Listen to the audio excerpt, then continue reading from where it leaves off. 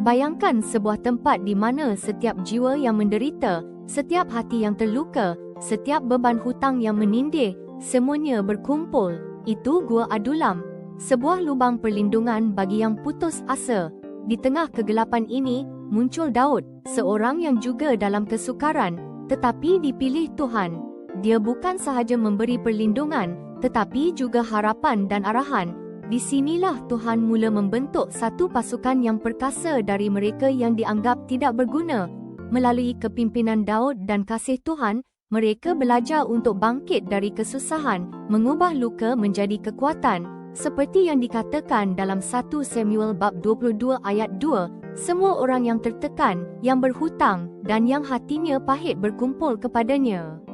Ini bukan hanya tentang Daud, tapi tentang bagaimana Tuhan menggunakan tempat dan keadaan yang paling gelap untuk mengasah kita, menjadikan kita pemimpin yang berani dan penyayang. Ingatlah, di setiap gua adulam dalam hidup kita, ada potensi untuk pertumbuhan dan perubahan yang indah. Percayalah pada rencananya.